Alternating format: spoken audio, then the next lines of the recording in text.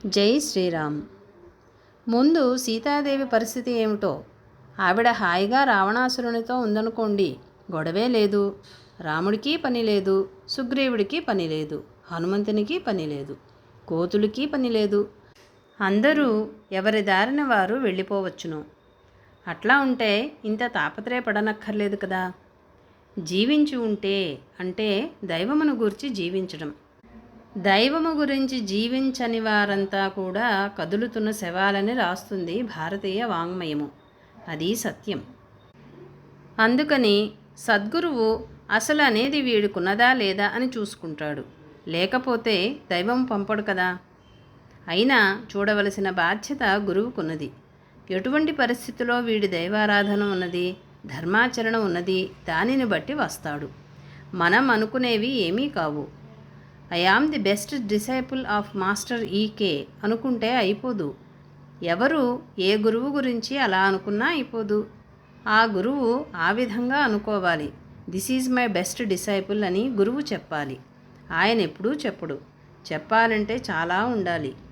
అవి వీళ్ళ వద్ద ఉండక చెప్పలేక వెళ్ళిపోతారు. ఇంతకీ ఆ వైదేహి జీవించి ఉన్నదో లేదో. ఆమె జీవించి ఉంటే నేను ఆమెను చూచిన తర్వాత ఈ విషయం ఆలోచిస్తాను.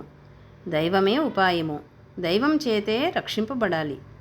లంకలో ఉండే వైభవాలకు లోను కాకుండా దైవము కోసం తపన చెందుతూ ఆమె ఉంటే అప్పుడు ఆలోచిస్తాను. మనకి కాస్త భోగము వస్తే దైవము గుర్తుండడు. అందుకే 3 చెప్పారు: యోగ జీవనము, భోగ జీవనము, రోగ జీవనము. యోగ జీవనము లేకపోతే పర్వాలేదు.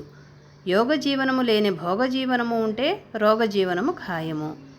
అందుకని జీవుడి సంగతి చూసి ఈ లంక సంగతి ఆలోచిద్దాం అనుకున్నాడు. ఎక్కడ కూర్చుందో అని వెతుక్కుంటాడు గురువు. ఎక్కడ కూర్చుంటుంది? ఎక్కడో మూలాధారములో మలమూత్రాదుల వద్ద తలకిందులుగా పడి ఉంటాడు జీవుడు. వాడు అనుకున్న విలువలన్నీ విలువలు కావు. ఈయన వద్ద అసలు విలువలుంటే అవి అసలు విలువలు కావు. ఈ విలువలు వాడికి విలువలుగా అనిపించాలంటే వాడికి ఎన్ని పెట్టాలి? చావుకి పెడితే లంకణానికి ఒప్పుకున్నాడట. అంటే నువ్వు తింటే చచ్చిపోతావురా అంటే తినడు. అంతవరకు ఎవరు మానరు. అందుకని జీవుడిని రక్షించుకోవడానికి శరీరాన్ని రకరకాలుగా తంటాలు పెట్టవచ్చు.